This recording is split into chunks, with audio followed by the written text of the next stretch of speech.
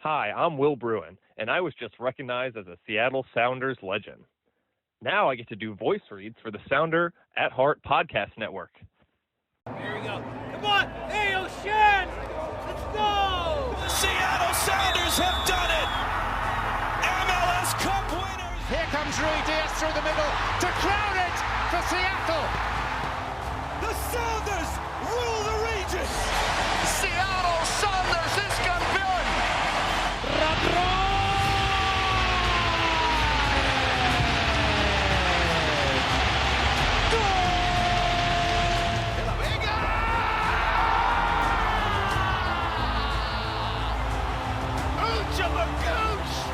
All creatures great and small! ¡No me pongo de pie! ¡De rodillas! You know, what was the thought process in terms of who you decided to use and who you didn't?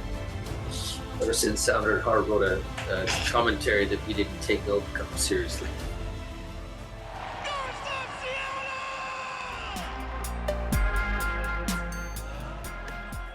This episode of Nos Arietes is sponsored by Full Pull Wines, a Seattle-based wine retailer and proud sponsor of Nos Arietes since 2011. Full Pull was founded in 2009, is based in Seattle, and is owned and operated by longtime Sounders supporters.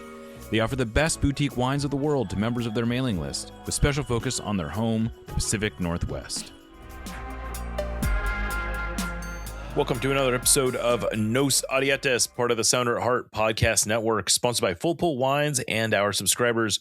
We're recording on Monday, February 16th, 2026. I'm your host, Jeremiah Shan. Today, I am joined again by Aaron Campo and our engineer, Lickett. First off, Aaron, welcome back. It's been way too long since we recorded together. It's good to see your face. Good to hear your voice. Yeah, thank you. Ditto here. It's been, I wouldn't say too long, but it's been the right amount of time. But I'm excited I'm definitely excited to get back to it. I'm excited for the season. This is when it always feels real, right? Is when we do the first exactly preseason episode. I mean, you've been doing them all. No, I know, but this is where it starts to hit where it's like, well, we really got stuff to talk about now. Yeah, it's true. It's nice. I think we'd planned to record if anything like super crazy happened, and then the one super crazy thing that happened, you were in Spain. So I was, yeah, exactly, exactly, yeah. So just to give everyone a bit of a rundown, what we're going to do today, we're going to talk a little bit about the preseason game that just happened. We're going to talk about this Reed Baker Whiting move that is actually not yet officially official as of the recording of this, but there's no doubt that that's happening. And then we're going to go through some over-unders, which I would really, we did it last year. I think we're going to try to make it an annual fixture. And then we're going to close out the show in our final segment, we're going to do our first mailbag of 2026. But Aaron, I know you didn't actually watch the Louisville game because it was not streamed and you were not there. But based on what you have observed, what's your impression of preseason and what you've seen so far? Yeah, I mean, I think that they've looked like they're in preseason, which you would expect, right? But there are certainly some positive things to take away from the preseason. I think Osaze de Rosario is the top of the list, right? Like, he has made a case for himself being the starter on day one. I don't know if that's going to persist once everybody is back to full health, but he certainly has earned a look, right? And that's pretty exciting. And I nothing that I saw in preseason, and I'll admit that I was not sitting there with a pen and paper watching every game with rapt attention, but I didn't see anything in the preseason that concerned me. I mean, I think that this is a veteran team that we kind of know what we're going to get from them, and it'll be interesting to see tactically how things shake out, both at the start of the season when the team is not as deep as they hopefully will be in a month or so, and then also once everybody's back and healthy, and we kind of see how the experiments they will be doing early in the season shake out. I'm not super excited about the prospect of Jordan Morris playing wide again, but I think if it's for stopgap, I can live with it. I could have lived with it more if Duhu wasn't the the likely left back. But I mean, who knows? Like maybe he's not going to be the left back. Maybe he's going to be a left center back and a 3 center back setup. All still things I think that'll we'll have to wait and see on. But nothing that's going to happen in preseason is ever shy of an injury or something like that, right? Is going to make me that concerned. But overall, I thought the team has looked good. Some bright spots for sure, some exciting things to watch. And I'm ready for the season. It feels like they are. Last season, I felt a little bit of dread going into the year just because of the injuries they had, because things came so late and things got kind of shaken up late. And this year, I feel pretty good about where they're at right now, even though they are still missing some key players. Yeah, their depth at center back is definitely some concern. They do not effectively have any natural center backs beyond their starters. Now, the good news is that Yamar and Jackson Reagan are healthy and would presumably be playing for the foreseeable. Like there's not fixture congestion early in the season, so that's good. But yeah, there look like there's going to be three notable changes to the starting lineup going into the first game, or at least the early stage of the game. Andrew Thomas looks like he is the starting goalkeeper. That's another one that has not been officially announced, but all signs indicate that he's going to be the goalkeeper. The biggest sign, of course, being that he's on the cover of the Sounder at Heart magazine, which I hope everyone is going to go buy. But we'll get into that later. The other change is Hassani Dotson replacing Obed Vargas. He looks very comfortable. Assuming Christian Roldan is healthy, which I think he will be healthy for the season opener. But if he's not, maybe we'll see Snyder Brunel or someone like that. But I'm not going to count him as one of the changes. And then the other change, as you alluded to, is it looks like the Sounders are going to try Jordan Morris out on the left. And originally, I assume the thought was they'll play Danny Masovsky up at forward. And then it turned into Osaze de Rosario. And Osaze de Rosario, given the opportunity, has, it's been 2 games, so I don't want to 2 preseason games, so I don't want to go crazy about this, but he's scored 2 goals in each of those 2 games, and he just looks the part. He looks confident. He looks like he's got a big body. He's looked very good around goal. He hits a very heavy shot.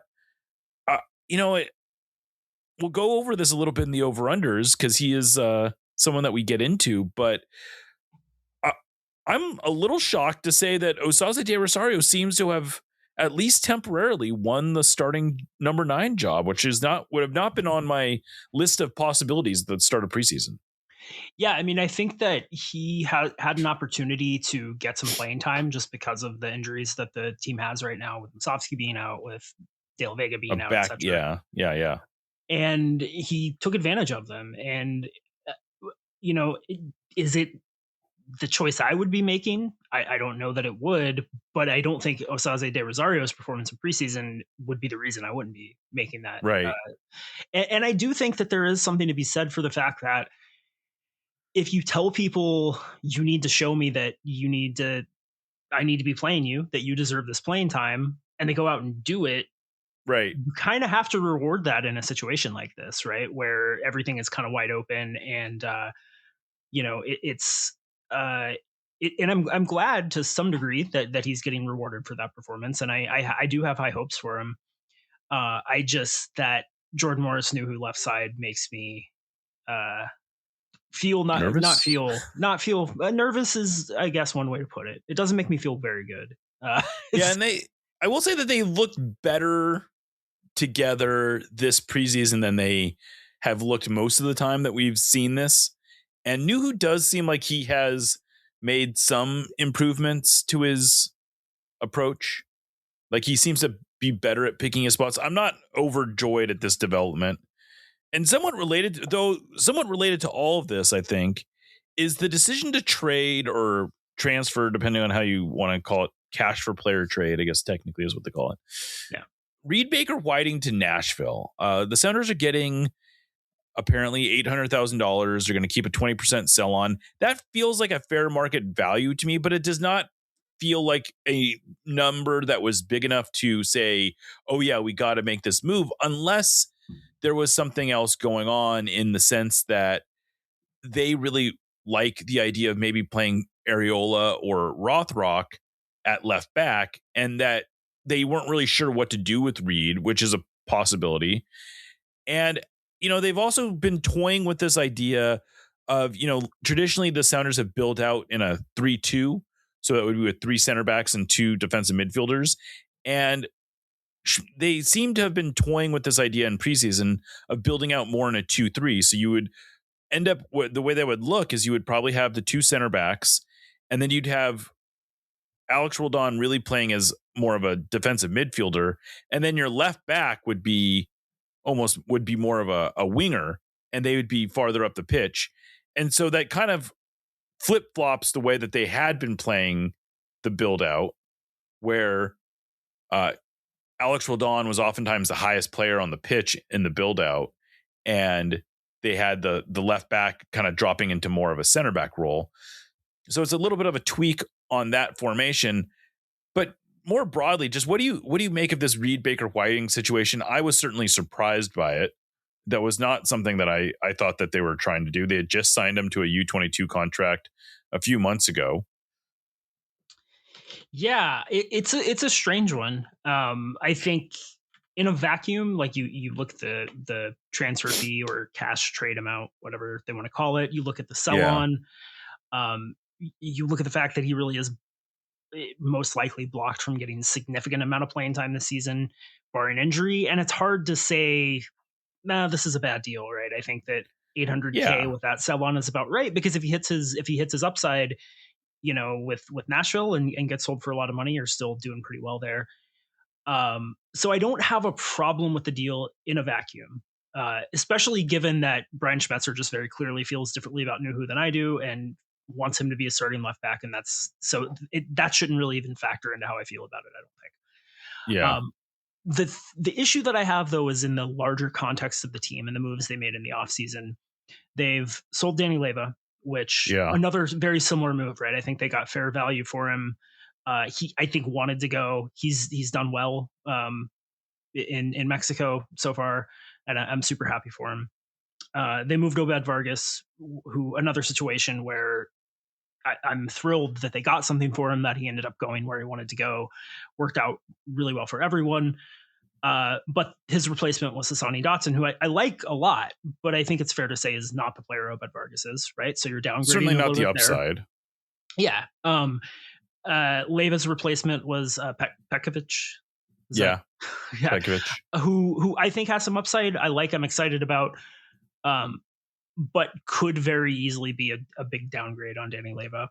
And now we're losing Reed Baker Whiting, and we're making Paul Rothrock a backup left back, apparently. Paul Areola, who I think is a great left wing back, but there are a lot of questions about him as a left back and a traditional back four.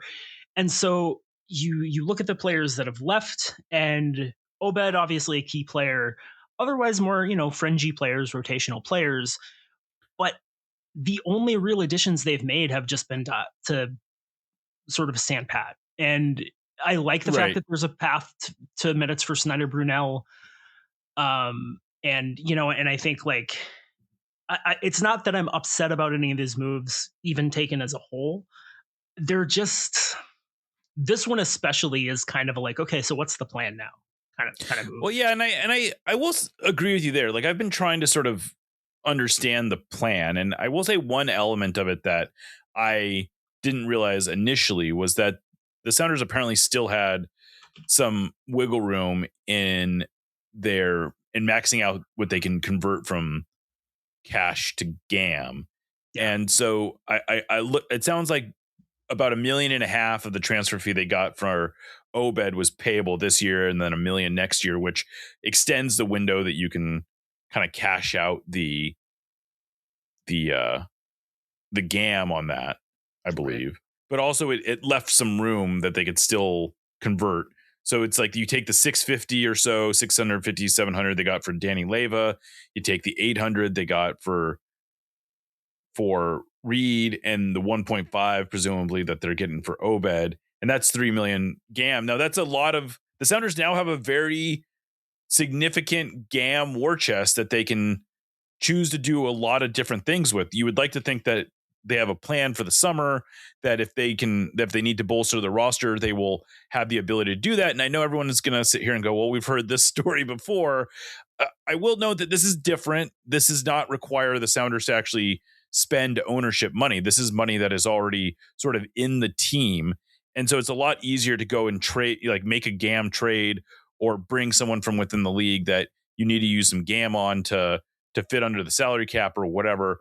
So I would think that the chances of them making a move this summer are higher now than they've ever been. And so in that way, it kind of makes sense. And I guess if they felt secure, again, like if Reed was not really in their plans, and that sort of seems to be what this move indicates. No one's told me that, but that seemed to be the implication here.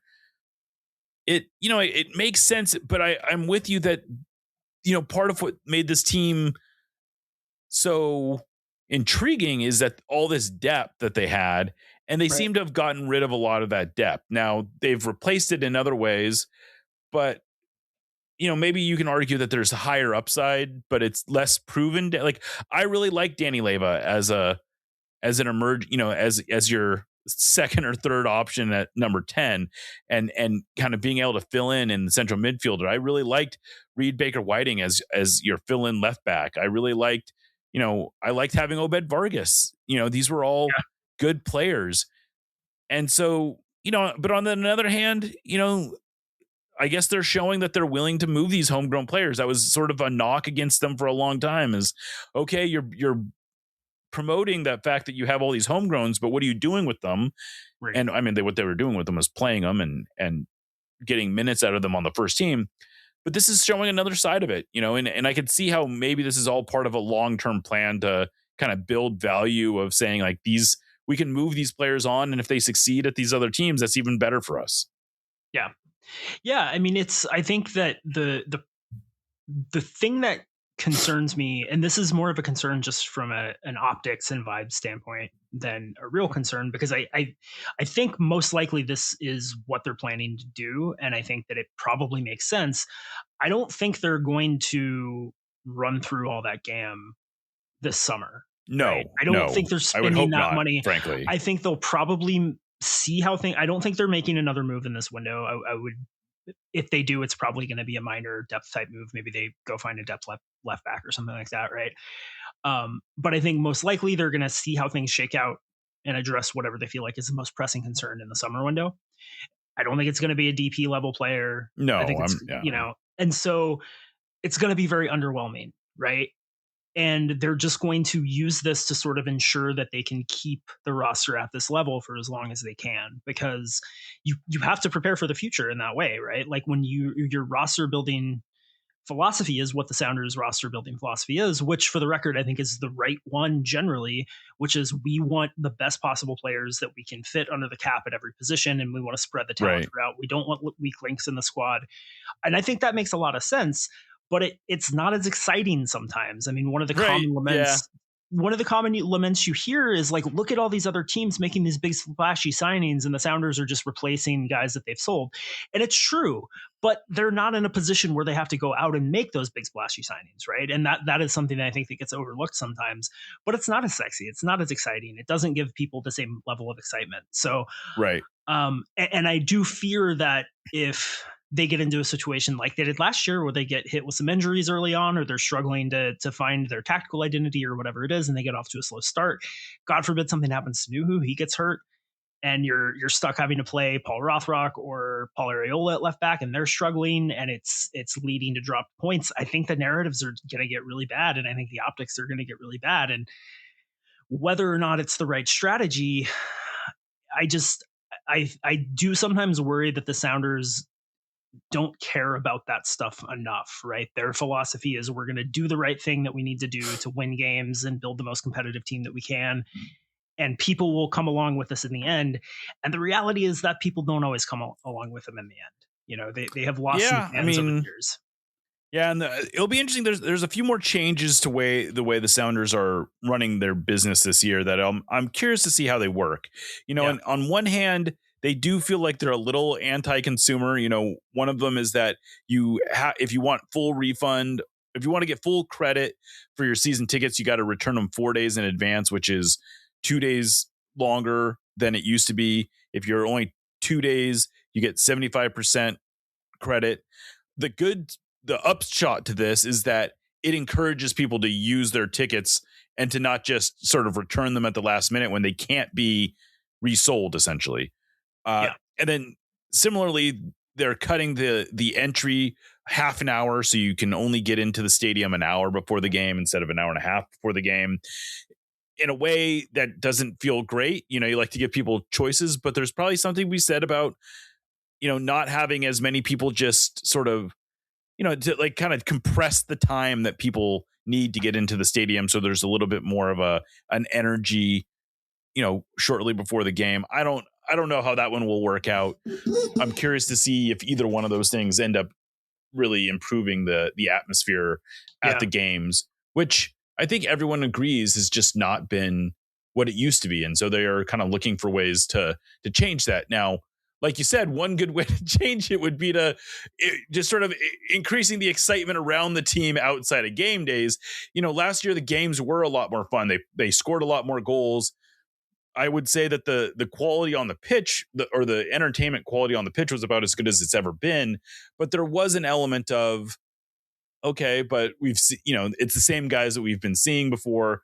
But they also had, the League's Cup final was one of the most exciting days at Lumen Field in history. The Club World Cup games against Atletico and Botafogo and PSG were really kind of must attend events. So I don't know. It'll be interesting this year to see how this all goes. I think that was I'm trying to think if there was anything else. I guess I wrote it down here, so I should just look at my notes. I guess those are the main topics we wanted to hit. But before we go to the mailbag, we do have these over-unders that we want to get to, and we can have a little bit of a discussion about these. So, Aaron, I guess I'll just start off. I came up with all of these over-unders, but we can kind of trade off reading them. Yeah. I'm not great. I'm still not sure if how good at this I am. But we did the important thing this year, which was we did 0.5s. I don't think we did that last year. We did do that later. Drive people crazy. So I think we did pretty well there. Yeah. So hey, that's a good start, and we did get some feedback from folks, and I think we had a couple of suggestions in here as well. So we did. Yeah. Yeah. All right. So let's start off with this one. Pedro de la Vega appearances. And I will note that he had 37 last year, which is frankly more than I would have guessed. He essentially missed 13 games, but that's a lot of 37 appearances is a lot across all competitions. But he does start the year injured. He's probably going to miss, all competitions at least 10 games just right off of jump. 25 and a half is what I put the over under at. Aaron, what do you think? I took the over here. I think that he looked, until his weird kind of freaky knee injury at the end of the year, he looked pretty sturdy, I thought, down the stretch. He was playing a lot of minutes. He looked healthy. I was getting pretty comfortable. And then he got hurt, obviously, but it's not an injury that I'm worried about lingering on, and it's not an injury I'm worried about. Not a muscle injury problem. Yeah, just a freak weird injury. So, so I mean, it's probably going to be tight because he's going to be behind the 8 ball a little bit already coming out of the gate. But I think there's a good chance he plays 30 games this year, and I'd feel pretty good about that. Yeah, I hit the over too, just because I kind of wanted to be positive about it. And 25 and a half is, we're talking about him missing. If he were to only play 25 games, he would have to miss potentially like half the season, which I would like to think is not going to happen. And of course, he's going to have to get back into the starting lineup too, but no, I guess he doesn't really have to. These are just appearances. These aren't starts. Yeah. All All right. You want to do the next one? Yeah. Next one up is Albert Rusnak, goal contributions in league play and with primary assists. Now, I will admit I missed the fact that it was primary assist when I chose my choice here, but I'm going to stick with it. So the line we set, so 40 over the last 2 years. So you basically averaged 20 over the last 2 years. Right. Slightly more in 2024 than 2025. I think he had like 22 in 2024 or something like that. Anyway, doesn't matter. I'm gonna stick with the over. I feel less confident that I did, but I think he's going to have a big year this year. I think that he's going to be racking up the assists pretty significantly. And part of why I included this is I thought it was just kind of a good excuse to talk about his consistency over the last 2 years. He's tied for the 5th most goals and assists over the past 2 seasons. That's, I don't feel like he gets talked about in that way. I also ran these numbers independently of this for non-penalty goals in primary assists, and he was 8th in that time, which is to say that he is up there with, there's Messi and there's Bouanga, and they're sort of in a different tier. But once you get past that tier, he's right there with all the other sort of stars of the league in terms of his goal contributions. And I just don't know that we talk about him with enough reverence in that way. I agree. And just in general, like he's been so consistent over the last, 8 years, I think is how long he's been in the league. I don't know that there's anyone in the league that's been really more like he just puts up these numbers. I took the under, but I think it's going to be really, really close. You could go 10 goals, 7 primary assists. That's a good season, but it's not, it would be right under. I will say about Albert Rusnak, and this is probably this is a hot take. I'll classify it as a hot take. Oh, hey. The Nico Lodeiro era of the Sounders was obviously, for a multitude of reasons, the defining era of the team. Yeah. MLS Cups, Champions League. He is the icon of the club. He's the greatest player in club history. Yeah. Albert Rusnak is a better player than Nico was. I mean, Rusnak is the best player to ever play for the Sounders. Now, Clint Dempsey was better in his prime, but in terms of their career with the team, I think Albert is the best. I mean, one of the interesting things I realize is that the last 2 seasons, Rusnak has been on, again, just using primary assists. I feel like Nico got more secondary assists than Rusnak does. But if you're going by primary assists, and even if you're going with penalty goals or not penalty goals, Rusnak's last 2 seasons were better than any 2 back-to-back seasons that Lodeiro had. I think they might be better than any 2 seasons he had. Lodeiro didn't put up really big numbers. I think that's kind of one of the funny things. He is ultimately a guy who is remembered for coming through in big moments in the biggest games, and that's why he is revered the way he is. But he also his DNA, like he left his DNA on the team. Like it was unquestionably Lodeiro's team in a way that it's not Rusnak's team. Yeah, I would agree with that. Sorry to interrupt. Yeah, sorry. No, I agree. It's just interesting, and again, I don't know that. I don't know if I feel like Rusnak is a better player or not than Lodeiro. I guess if you're talking about just their on-field contributions, I would agree with that. But really, if you're comparing Rusnak to the best Sounder ever, that's a pretty good frame of reference. That's a good conversation to be in. And I feel like Albert just doesn't get the love that he frankly deserves. All right. So this next one is total games.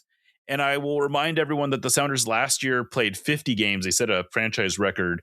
The year before that, I think they played 45. But I set the over under at 45 and a half. So in order to get to 45 and a half, they are currently guaranteed to play 39 games because they have guaranteed 2 Champions Cup games and 3 Leagues Cup games. So they would have to play in 6 additional games. If they were to play in the playoffs, that would potentially add 2 or 3 games just right off the jump. So they would have to advance, I guess, is my point. They'll have to advance a couple rounds in order to hit this over. What do you think, Aaron? I went over. I think they will make the playoffs. I think so. That's 2 games right there. Yeah. I think that they are going to get out of the first round of the Champions League. I think they're likely to get into the knockouts of the Leagues Cup. So yeah, I think it could be tight. They don't have the 3 Club World Cup games that they had last year, and I think fair to say unlikely that they're gonna win the Leagues Cup again, just because that's it's a hard thing to do. Yeah. So it'll be tight, but I do think that I think there's a good chance this team makes a pretty deep Champions League run this year. I think that that would be great. They've got the horses for it, so I could see that. And you're guaranteed 2 games every time you advance there, right? So right. Yeah, and I'll go over, but I'm not super confident about this one. Yeah, I went over too. I think Champions Cup is probably the area that will push this to the over, but it's a pushy one. All right. Oh, you're up next, I guess. Yeah, so the next one is Andrew Thomas MLS starts. Fry has averaged about 33, right? He missed a game. Well, yeah, during his prime, he was averaging 33. Yeah. So 2014 to 2019 is what you've got. Yeah. 30.5 is the number. I'm gonna take the under, but I feel similar level of confidence as the last one, which is not a huge level of confidence. Yeah, I took the over here, which is really saying he's going to start effectively every game. Yeah. That is maybe a little too aggressive. But I feel like Fry is probably going to... My suspicion is that Fry will get maybe even... It'll be interesting what happens in Champions Cup. But I think for sure Fry will get Leagues Cup this year. And... if he gets Champions Cup too, that would, I think that bodes well for Andrew Thomas racking up MLS starts. So yeah, I'll put my chest out. I'll say the over. All right, I love it. All right, so Osaze de Rosario goals. And I want to note something here. We put this in the Discord and we asked people for suggestions on the over-unders, and definitely there were a few people that suggested de Rosario. But they came in with some wild numbers. Like they were saying like 15.5 and some kind of like numbers that I'm not saying he's incapable of doing, but let's be real. He's coming off a 5-goal season. He has 1 career MLS goal. I don't want to get too far ahead of ourselves. I set the over under at 9.5, which I feel like would be which was pretty aggressive. I thought 9.5 was pretty aggressive. I agree. 9.5 is aggressive. I mean, that's a good season. It is a good season. That's the Sounders single season MLS record is 16, I think. Yeah. So, that's 3/4 of the way there.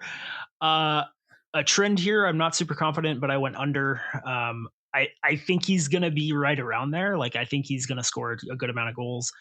If you can get 8 goals from your second forward, I think you got to be pretty happy with that. I think we were a little bit spoiled getting as many goals out of our second forward as we did last year. So 8 puts them in the sort of Will Bruin-ish category, right? Of like a guy that is contributing big time with his chances. Now, the wild card here is how long is he the starting 9? Right. If he's the starting 9 for a couple of weeks, this is 9.5.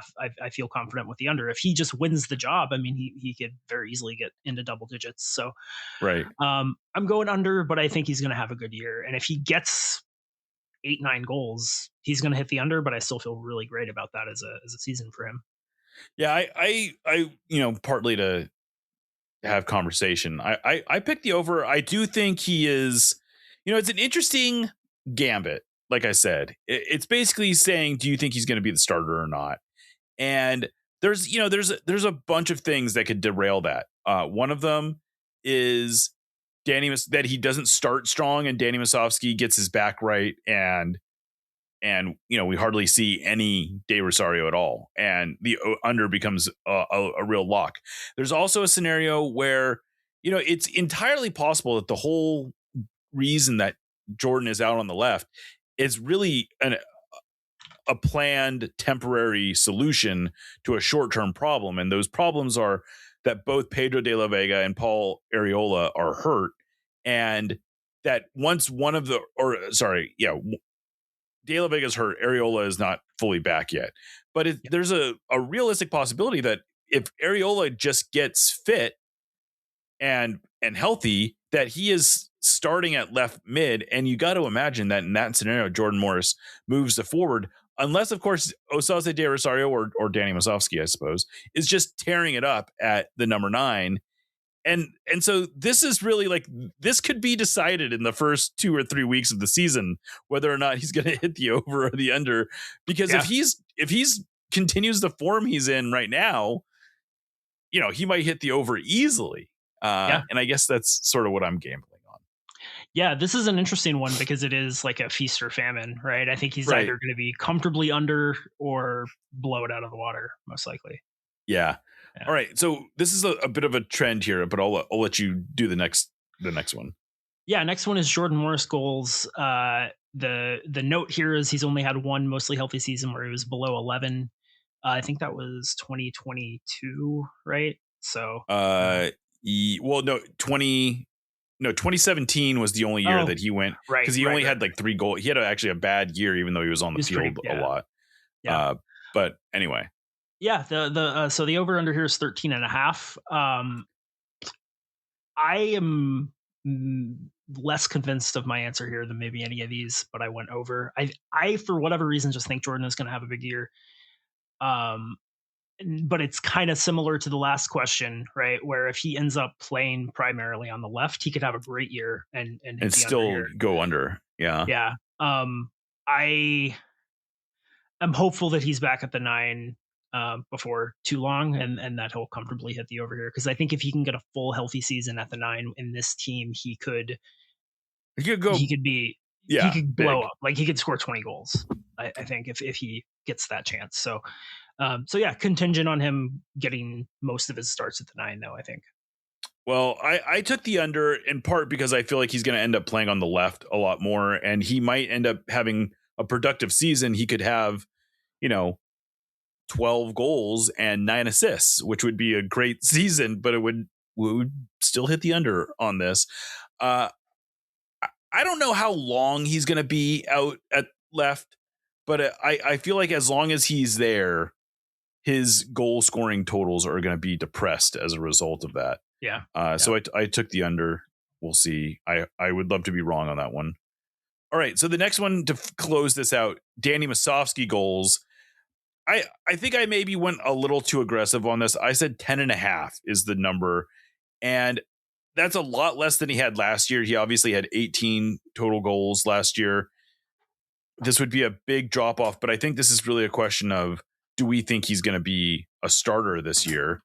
And if he's a starter, 10.5 seems very low, but it feels like right now he might not be the starter. Yeah, and I'm happy with that, I would say. He had a hell of a year last year, scored a ton of goals, a lot of fun to watch. I don't think that was a repeatable season. And I think that if, kind of like Osaze, right? If he's your second 9, your second 9, and he scores 8 or 9 goals, you got to feel pretty great about that, I think. But I don't think he's going to be the starter. And I think he's going to struggle to get to double digits again, especially because a lot of last season, he was just really the only option. Like, it's easy to forget, but he looked like 2024 Danny Musovski for a good chunk of the first part of the season. Yeah, it wasn't really until April when he sort of hit that. I think he had a 5-game streak where he scored in consecutive games. Yeah. And up until then, he looked like, I remember I did a video talking about how Danny Musovski is better than we were giving him credit for. And he had this game against San Jose where he had like 2.5 XG and he didn't score a goal. And I was like, no, he keeps getting into these good spots. He'll start finishing. And eventually he did, but there was a lot of frustration before he sort of blew up. Yeah. I think that, and to be fair, right, he, I think, was pretty much right on his XG. He was, his goals. So it's not like he was finishing at a clip you wouldn't expect to be sustainable. No, his XG was great. Yeah. Yeah. But I think that this might be the kind of a situation where a guy who was historically a below average finisher had a year where he finished at a pretty average rate, and maybe you would expect some regression there. I don't know. Yeah. Next one is Christian Roldan MLS appearances. You note that this is a hedge against World Cup related absences, and you set the line at 25.5. Yeah. So he doesn't necessarily have to miss a bunch of games for the World, even if he makes the World Cup. MLS is taking a break on May 24th, and they aren't coming back until July 16th. Even if he makes the World Cup team, I don't think he would miss more than sort of a game or two there. But at the same time, he has to stay healthy. And if he plays a bunch in the World Cup, they're going to want to give him some extra time off. That said, I took the over. Maybe maybe this was too soft, but that was, I took the over too, but I think it's a good number because I think that Christian has been a very durable player. He's been a very reliable player the last few years, but he's going to be playing a lot of minutes again. And even if there's not an overuse component, right? Because I know that that's a debate that we have a lot. It is in the fan base, right? Of like, hey, they are monitoring these guys' minutes. They're monitoring their fitness levels. They're not going to put them at risk. The more minutes you play, just by virtue, I mean, the more time you spend driving a car, the more likely you are to get in a car accident, right? So the more games he's playing, the more minutes he's logging, the more likely he is to pick up an injury. And so I think you've got to prepare for that possibility. But I went over as well. I think he's going to play probably like 30 MLS games, 30 MLS appearances. I mean, if he gets to that would be great. Yeah, I think like if this were starts, I probably would have taken the under. But for appearances, I think the over is. All right. I'll take the over. All right. Oh wait, this is you, right? No, I read the last one. This is okay.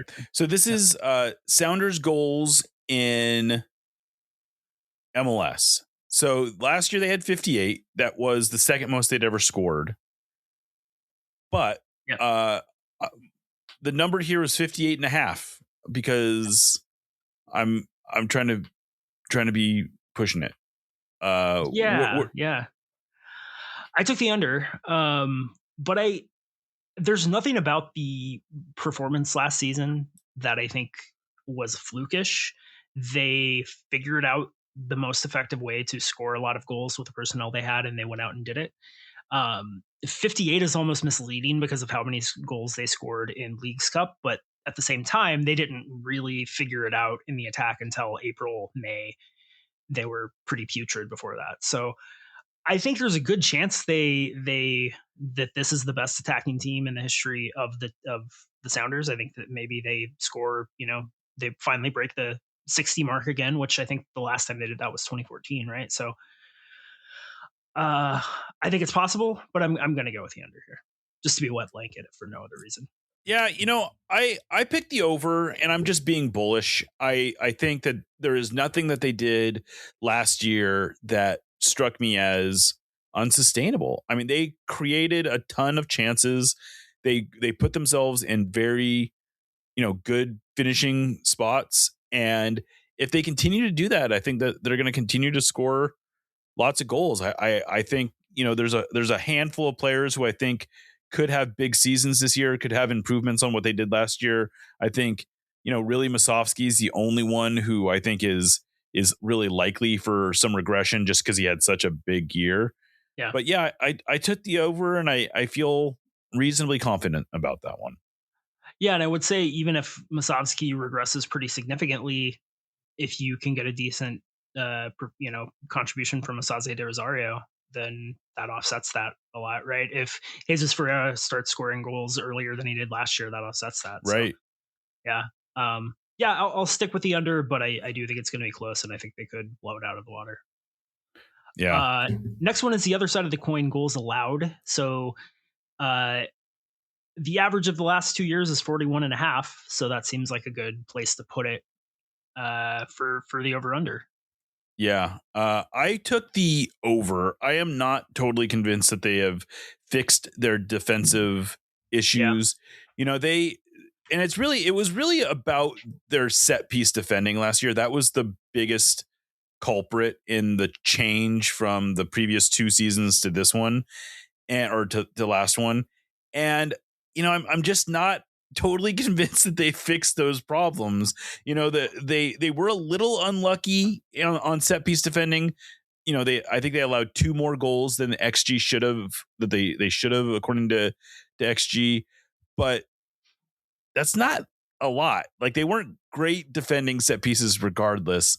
And I just am not totally convinced that they have fixed the defending, but I also think that their offense is going to be better. And honestly, 41.5 would be, if they give up 42 goals, it would be the over. That would still be 6 fewer than they gave up last year. Yeah. I mean, it's I do think the set piece defending is a problem, and I think teams are also very much aware of it.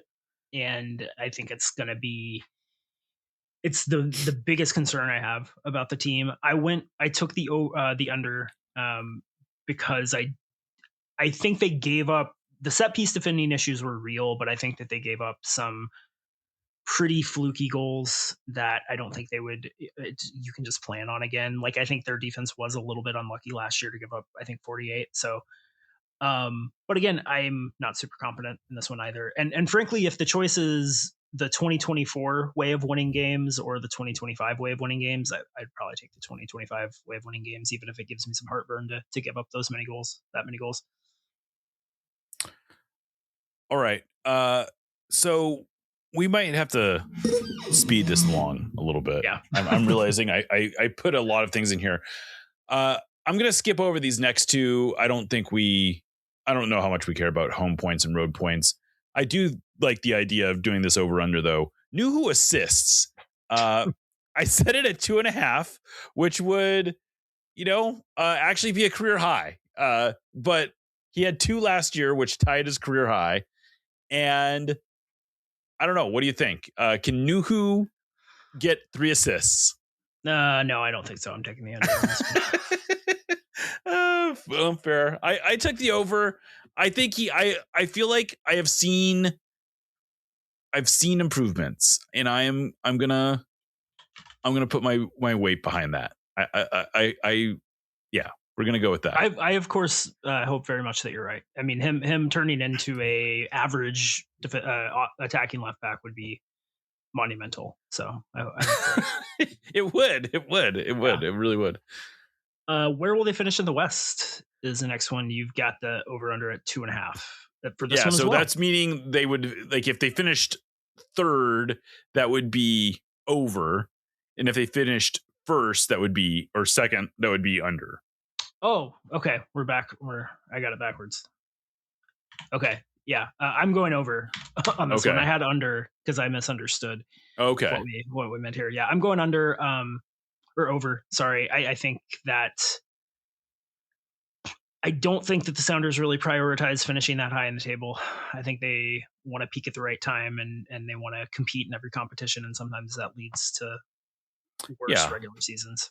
So I took the over as well, with the idea, sort of same thing. Yeah. This is a team that it is one of the funniest stats to me is that they've only finished first in the West once. Yeah. That's crazy. That is crazy. Yeah. They've won MLS Cup more times than they have finished first in the West. I mean, I guess they finished first in the West in 2020, right? So no, they finished 2nd. Did they in 2020? Yeah. Sporting Kansas City finished first. No, Sounders finished first. What? I'm looking at the table right now. Yeah. But that season didn't, I mean, they played 22 games. They finished first that year? They finished first, and they also played one more game than Sporting Kansas City. So I don't really know how much we should care about that. Okay. But officially, technically, they did finish first. Okay. So, fair enough. Well, anyway, next one. Is it? Oh, I'm reading this one, right? Yeah. Yep. How many playoff rounds will they compete in?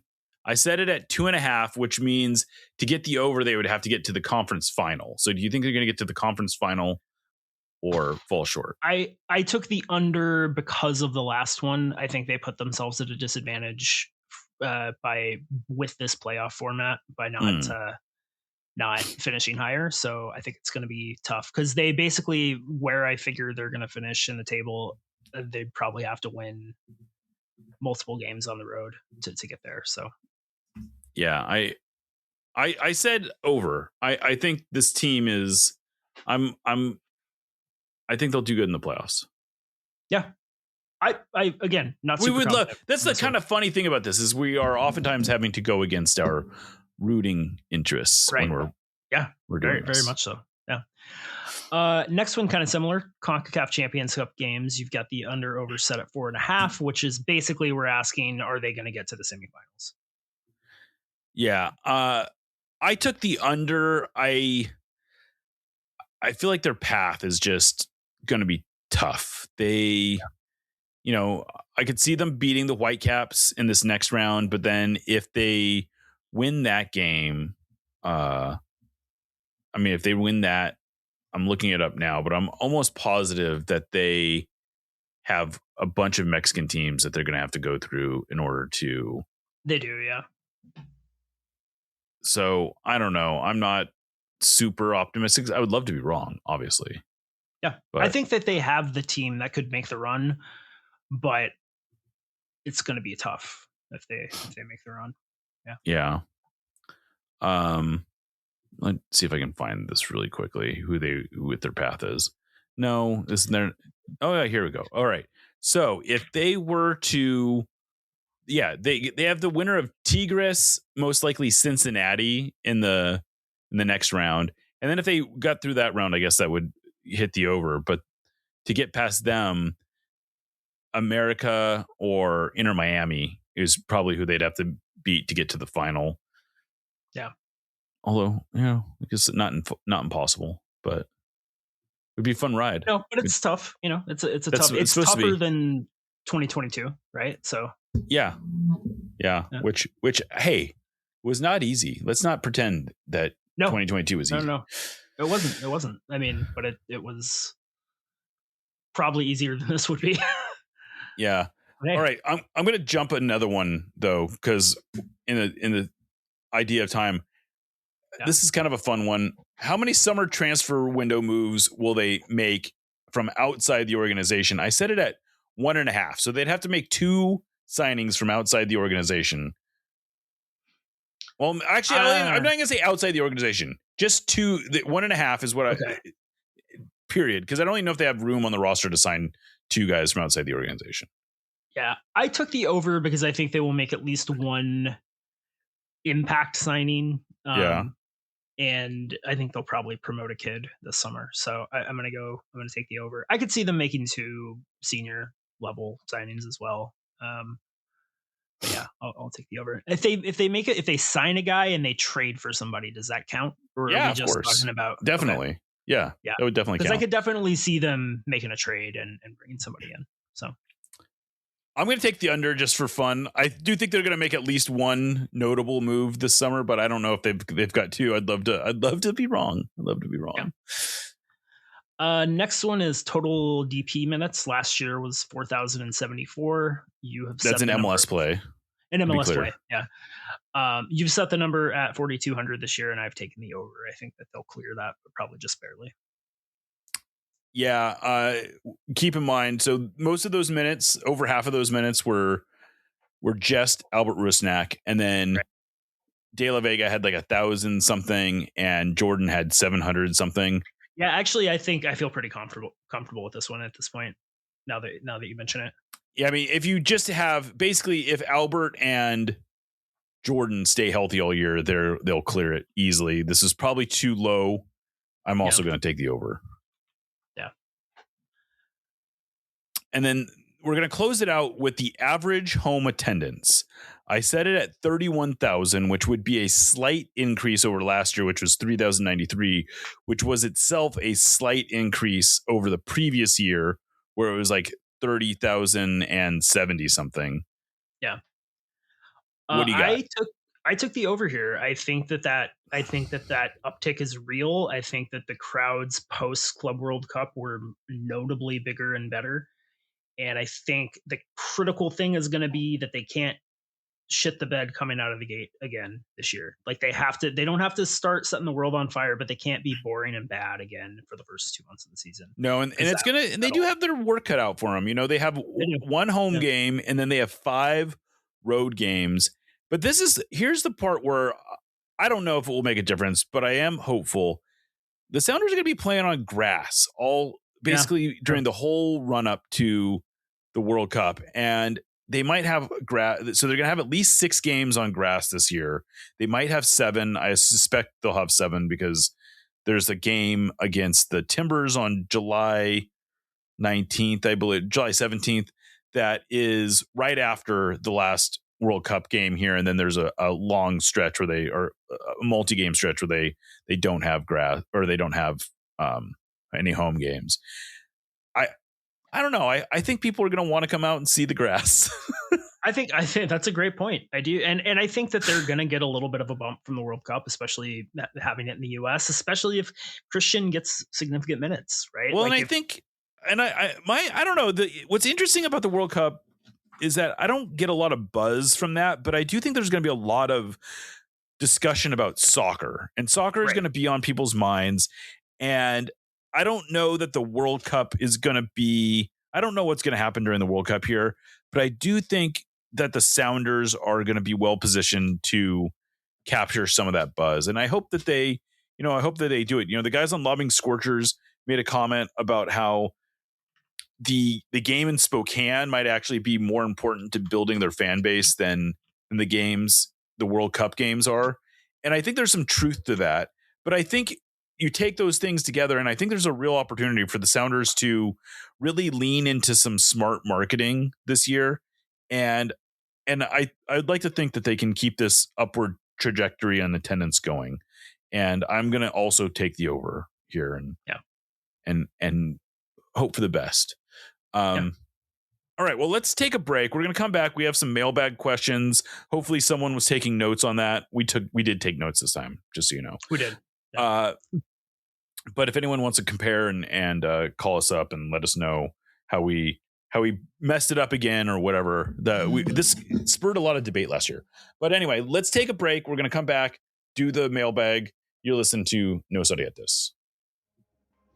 Sounder at Heart has been around in one form or another since 2009. In 2026, though, we make a pretty significant evolution when we go analog. Yes, that's right. In the year of our Lord 2026, we are publishing a real-life magazine. We're calling this thing 4, as in Sounder at Heart 4.0, but we're stylizing it as IV because we absolutely love Roman numeral. And if you want to refer to it as IV, that's cool too. The first issue has a comic book style cover that was hand-drawn by local artist Kevin Newber. Features by Tim Foss, Susie Rance, and Charlie Boehm, a statistical deep dive by Kat Bush, a Q&A with Brian Schmetzer, a column by G. Willow Wilson, and photographs by Noah Reif, Max Aquino, Mike Russell, and Jane Dershowitz. I could not possibly be more proud of the work everyone put into making this, and I think you're going to absolutely love it. If you'd like to get your hands on one of these limited edition copies, we're currently selling them for $15 on our website. Get yours now. No Study at This, admittedly, is not exactly known for our spicy takes, but that doesn't mean we want our food to be mild. Spice up your life with Haxon Ferments. Handcrafted in Georgetown and made with the best local ingredients from across the Pacific Northwest, they specialize in unique small batch fermented hot sauces and vinegars. Haxon Ferments brings bold flavors and natural fermentation together for something truly special.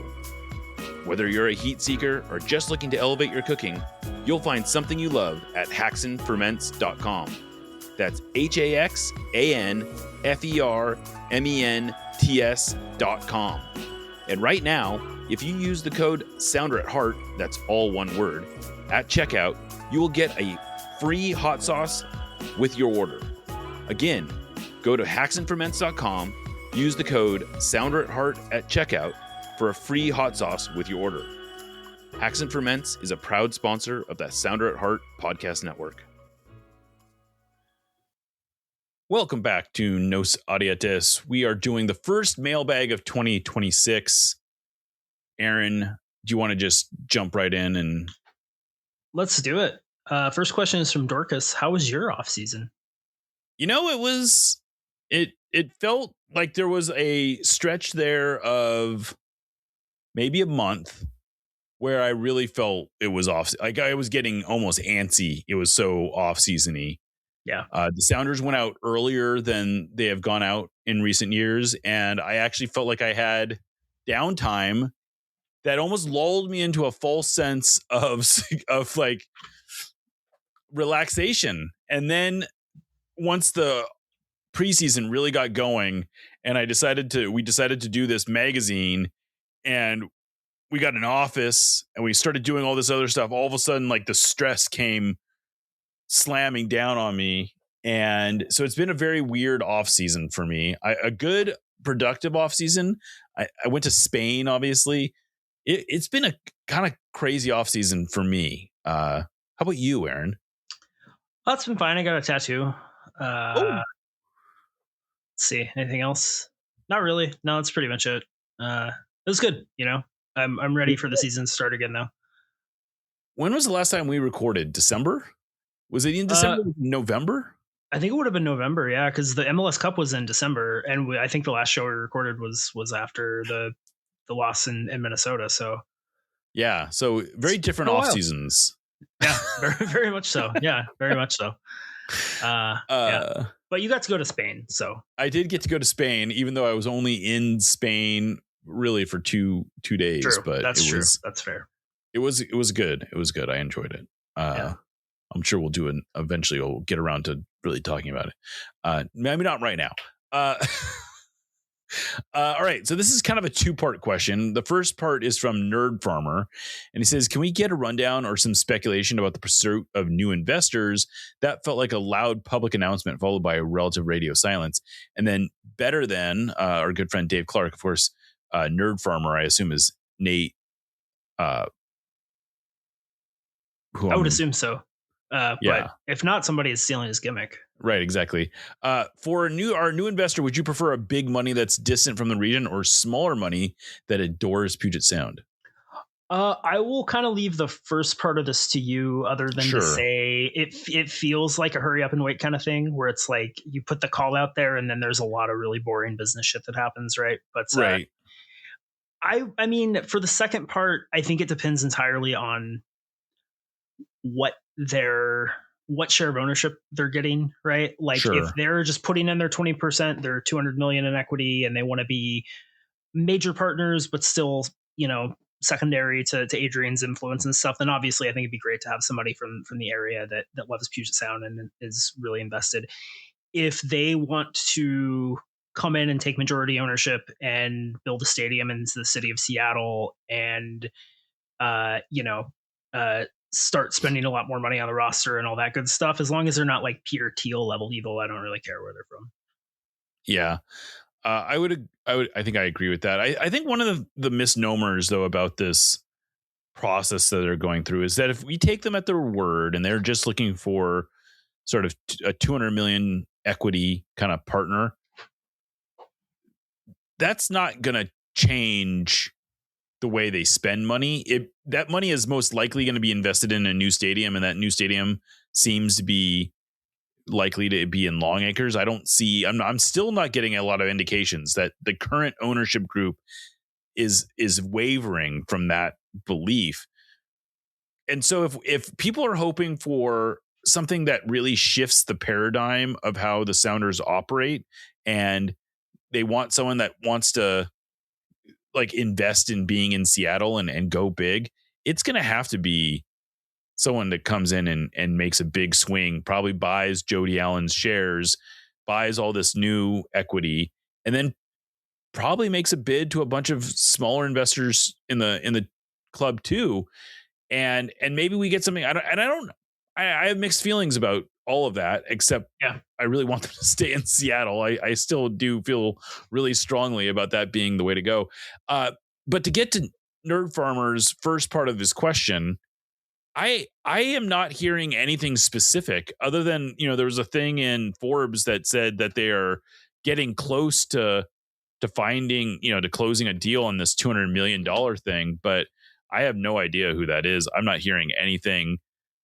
I don't know that I would be necessarily, but it seems like you're right. It is sort of a lot of radio science. And I'll say that broadly mirrors the whole Longacres thing too. It was like 3 years ago that the whole possibility of moving out to Longacres was first floated. And there's been almost no public outreach about that since then. Right. Yeah. And they've got plenty of time, right? Like their lease at Lumen runs through 2032, I think. But that's not no amount of time, right? It takes some time to build a soccer stadium. Well, that was the whole thing when they started, was like the reason they were kind of floating it as soon as they were is because they knew they needed time. And that time seems to, like, it's not run out at all, but it's just... Right. It almost makes me wonder if they have made up their minds fully that they're going to do it and they're not saying anything because they don't want to deal with the bad press. I don't think that's the craziest belief. Yeah, which sucks really bad, but we'll jump off that bridge when we come to it. Yeah. Yeah. Anything else on that one? No. All right. So the next one is from Tyson. With the upcoming changes in Leagues Cup formats to include matches in Mexico, will the Sounders 2025 Leagues Cup trophy eventually be diminished like how we treated DC United and LA Galaxy's CONCACAF Champions Cup wins in the 90s after the Sounders 2022 CCL run? Oh, that's a fair question. If what ends up happening to Leagues Cup is that there's like almost if not full-blown parity in the way that the games are hosted, but there's, a real path that you have to go through Mexico, that will fundamentally change the way that people view Leagues Cup.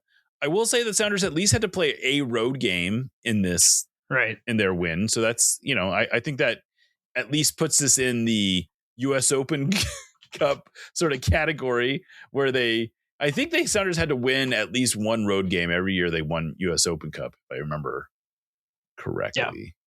Yeah. But, it will definitely be different. There's no question about it. And the Sounders were not even the first MLS team to win Leagues Cup. They will always be the first MLS team to win all of the North American trophies. So yeah, there. Yeah, I mean, I definitely do think it diminishes it somewhat. It does. And it is what it is, right? Like you win the competitions you're in at the time. Winning an MLS Cup in 2026 is way harder than winning one in 1996 when there were like 4 teams or whatever. Like it's different, and people understand that, and that's okay. It's fine. It doesn't take away from the achievement. It just makes it different, puts it in a different light. Yeah. All right. This is from W. He says, we know that Brian tends to be somewhat conservative with his personnel and tactical changes season to season. I don't actually. Yeah, I was going to say, do we know that? I don't know if I agree with that premise. But what do the offseason moves tell us about how the squad will take shape on opening day? Yeah, I mean, I think that Brian is stubborn at times to change tactics or personnel once he's decided on what they are. But I think that there are often pretty significant wholesale changes in the offseason. But in terms of what the moves tell us about how the squad will take shape, I mean, we know who's the starting left back. We know Obed's not going to be there. We know Snyder Brunel's probably going to get some more minutes. We know that the depth is not what it was, and so that's probably going to change some things, right? Will the bench get used as much as it did?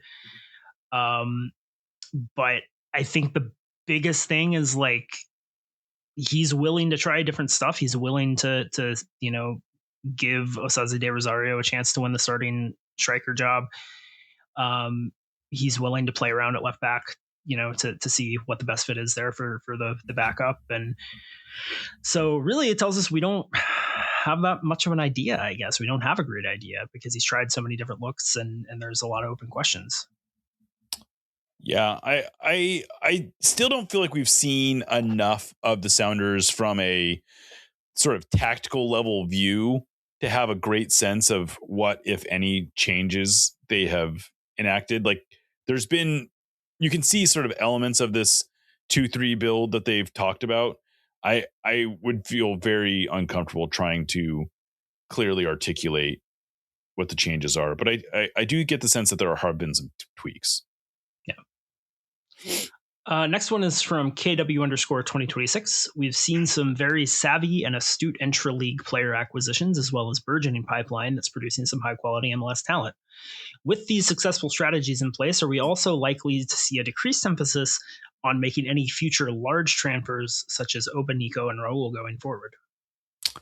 It's a very fair question, and I do think that there has been already some almost fundamental change to the way the Sounders are approaching the transfer market. Like that, it does feel like they don't want to go into the transfer market just sort of to say they did. I think they are much more likely to be active in sort of the cheap markets, so to speak. Like a Georgie Manungu, I feel like is very illustrative of the kind of transfer that they want to be making. This guy they just signed from Omaha, whose name is currently escaping me, is a 19-year-old who, I think they see him as like a buy low, but potentially high upside play. And I do think that there is an element that they've just sort of figured. They think that they found like maybe a inefficiency in the market. Right. And that the inefficiency is like teams that want quick fixes and are willing to spend big. Now, I don't think that precludes them from making big swings when they need to. Like if a open DP spot comes open in the next couple years, I don't see why they wouldn't want to spend big on that. And maybe they're sort of pooling money, and hopefully that's their approach. This is like, well, we haven't spent a transfer fee in 5 windows. Maybe this is the time we do it. That would be cool. So yeah, I mean, I do think it has, but I guess the answer is yes. I think they have sort of changed their philosophy about transfer spending. Yeah. And I think that to some degree they've had to, because for a long period of time, the only way to really separate yourself in MLS was to get the best DPs, because all the spending below the DP level was guys that were pretty much all the same. Right. And if you had good scouting or good coaching, obviously that was going to give you an edge, but it really was a league where the DPs made the difference. And the Sounders, I think, have been really good at recognizing that that's not as much the case, and they want sure things in their DPs, like Albert Rosnack, for example. They're willing to take a risk on a player like Pedro de la Vega, obviously, but their strategy is holistically building the best roster rather than making the biggest splashes possible. And I think that makes plenty of sense. But I do feel like there's this narrative that like, well, the Sounders just don't pay transfer fees. They never will. And that those days are over. And yeah, I mean, they just paid one in 2024. That was pretty big, all things considered. Lots of people wanted to pay bigger ones more often. I totally get that. But I do think when they have a DP spot open, if there's not somebody that's out there on a free that ticks all their boxes, they'll pay a fee. And I think that's pretty fair to assume. Yeah. All right. This is from Eric. From our current roster, please rank who you think is most likely to eventually play in Champions or the Premier League. Oh, that's an interesting. Yeah.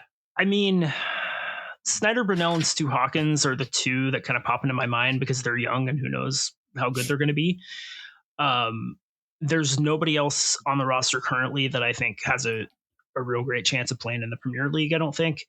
But I could see somebody like Jesus Ferreira playing in the Champions League with, a team in Belgium or something, right? Like, I don't think that's out of the question at all. He's still plenty young enough to make a move to Europe. So, but outside of that, I mean, I don't think Jordan Morris is going back to Europe. I guess Christian could if he has a great World Cup performance, but I think the odds are super low of a player. He's 30. Those guys just don't usually move to Europe at that age.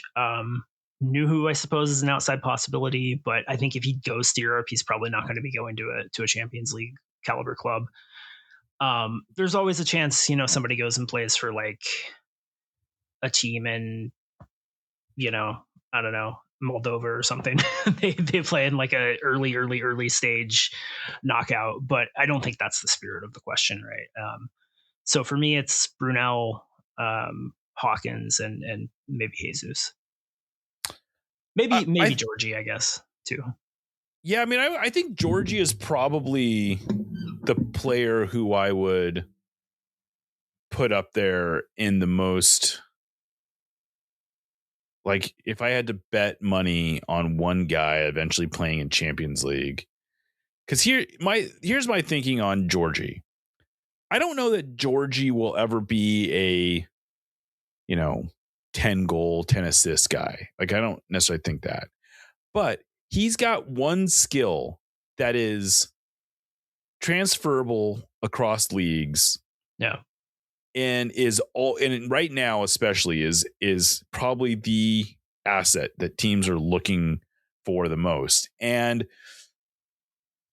I don't think it would be crazy for him to be sold for $3 million to a team in Belgium right now, and then get sold again to an even bigger club. Like he's got that kind of potential. Now he may not fulfill it, but I do think he's got the one most Champions League level skill of anyone on the team. I'll put it that way. Yeah. I mean, he has his dribbling ability is, this is a phrase that's often pretty meaningless, but I think makes sense in this case, is legitimately world class. Yeah. There's like a handful of guys that are better dribblers than Georgie. It's unreal. Yeah, it really is. So, I think that's a good shout. I think he's kind of in the Jesus Ferreira camp, I think, as well, where it's like he's probably not going to go play in the Champions League for Inter Milan or something, but for Cercle Bruges or something, certainly a possibility. Right, exactly. Let's see. Is it my turn or your turn? Can't remember. Your turn. Veritatum7 asks, personally, I'm very optimistic that this roster seems to have few weaknesses, but do you see anything currently besides injuries that could derail or lead to a mediocre season? I think I think there are some questions in the attack still, and it's not so much whether or not they have talent there, but let's just say Osaze or whoever doesn't get going right away, and they try moving Morris back, but he's lost some confidence. Like I think there's some potential that they're maybe overthinking the number 9 situation right now a little bit. Like, so yeah, I mean, I could see the number 9 situation maybe not playing out, even though it feels like a deep position, but it also doesn't feel like there's a guarantee. Like there's not one guy who's just locked into that spot. And I think that's always a little bit of a precarious situation. It's not quite like a quarterback where if you don't have a clear starter, you don't, or if you have two guys, you don't have a clear starter. You know what I mean? Yeah. And they kind of have 3 guys right now. Yeah. Even though I think Jordan Morris should be the starter, but so I could see the number 9 situation. Like there, if things don't go well, I think there's a good chance it's because they ended up having a harder time getting the number 9 position sorted than they should have. Yeah. I like that one. That's a good shout. And I think something we talked about earlier in the over-under is the defense, right? If the defense struggles and the set piece defense doesn't improve, that could be a problem. And last year they were able to outscore teams, but I think this year, if they do struggle to get that number 9 situation figured out, if they struggle to find an identity with whoever wins that job, and the defense struggles, I think that could be certainly a pretty big problem, where they're scoring, but they're not scoring quite enough to offset a defense that's not what you'd like it to be. I could see that being an issue. All right. This is from Twimberly23. There are quite a few position battles going into the season. What are the biggest battles, and how do you think they will shake out? Is the expected winner of these position battles who you would want to win the spot? So obviously the big one is the 9. And in that case, I think Jordan will eventually end up being the guy there. I just think he's too good to not be. And I think once, everybody's healthy, that he's the clear winner there. But I think the left midfield battle is also kind of related to that one, right? Is Jordan the left midfielder now? If Osaze starts hot and Jordan is stuck on the left wing, then where does Pedro de la Vega play? Because he played a lot on the right and he wasn't very good. And then he moved to the left and it was kind of a revelation. So does that shift Jordan over to the right? What does that mean for Jesus Ferreira? Like, there are just so many downstream impacts of both of those spots, right? So I think those two are pretty closely related, and they're going to be big ones. Outside of that, I mean,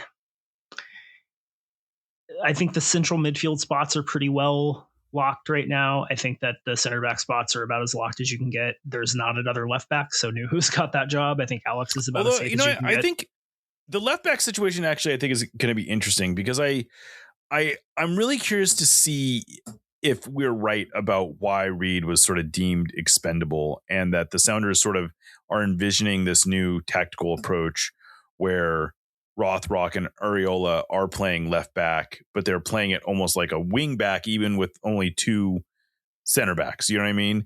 And yeah, for sure. And so that's a caveat to that one, is that, it'll be interesting to see how that all shakes out. And I think it's, it's fascinating. For all the trades the Sounders have made, I still feel like, they probably have 18 guys who could all be starters and sort of impact the whole, holistic roster. Yeah, absolutely. Yeah. All right. Next one is from T Stubbs, and this is kind of a 2-parter just because of circumstances. Should the Sounders be looking to loan Cody Baker, ideally to a level closer to MLS than USL? He's log-jammed at either fullback spot and doesn't seem to have much more of a path towards minutes this year than last. He's shown himself to be a capable player and is still relatively young. And then added later, well, I suppose this just answered itself for the time being with Reed Baker Whiting being transferred. What are reasonable expectations for Cody this season? And now that he has a clearer path towards minutes. Yeah, it'll be interesting to see how they end up using Cody, because I do like Cody. He has had it when he first broke into the team in 2023. When was that? I think 2023. Yeah. Okay. He had like a nice run of games where it was like, hey, this kid is pretty good. Yeah, it was 2023. You're right. It was 2023. And he's never really done anything to dissuade himself from being in that conversation, but he just hasn't quite won over the coaches for whatever reason. He's never really gotten a significant run of games. And part of that is, he's a little bit of an odd man out.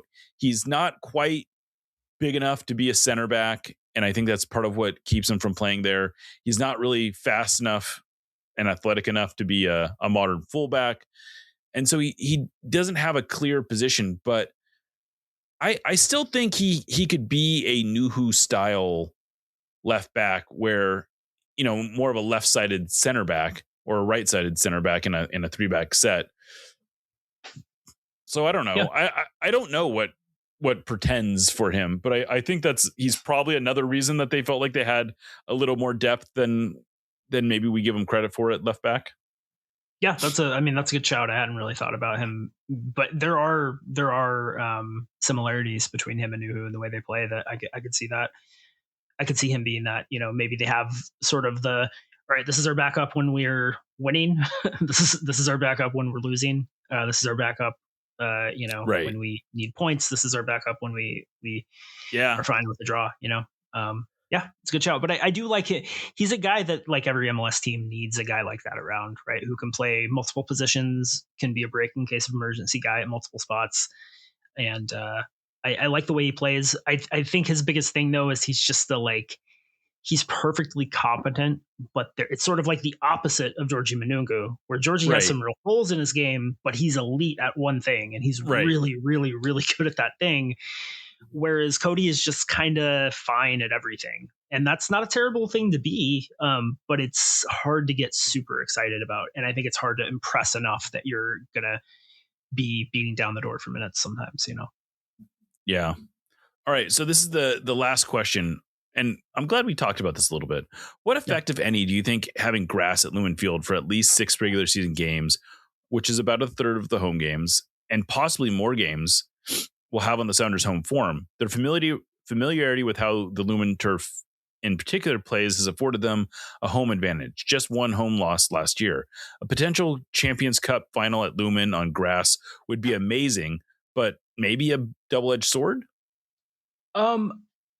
I am not convinced it's going to be a harmful thing. The Sounders were great at home last year, and they were absolute dog shit at home the year before that. So, and then they've been a pretty mediocre home team for long stretches of time. So I don't know that the turf really benefits them that much.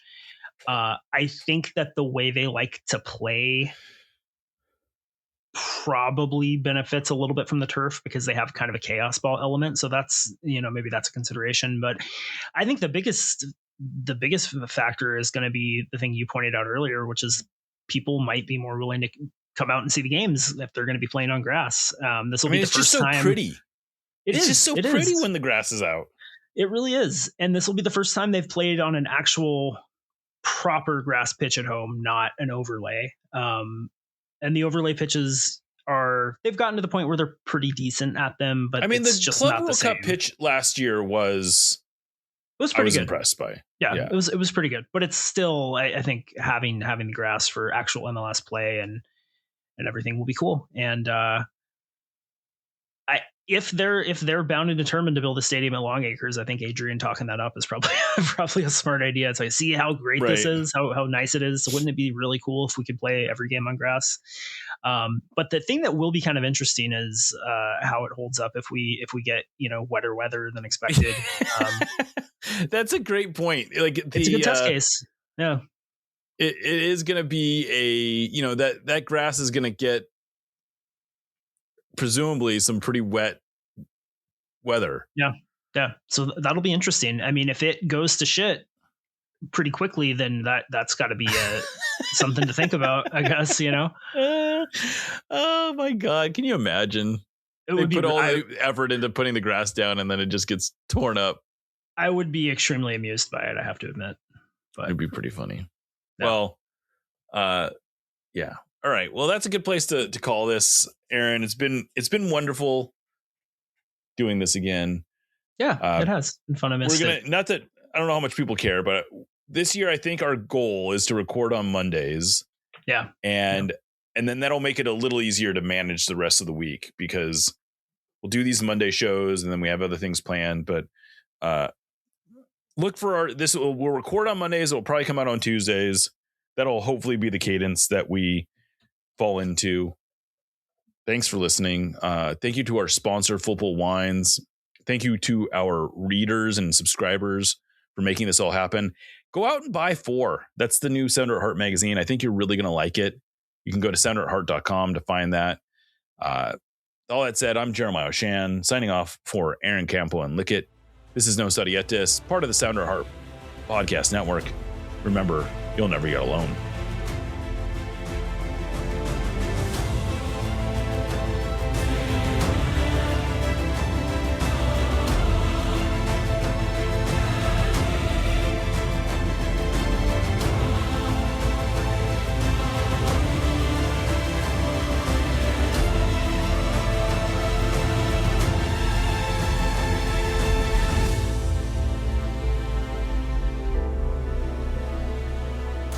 Let's go Sounders. Yeah.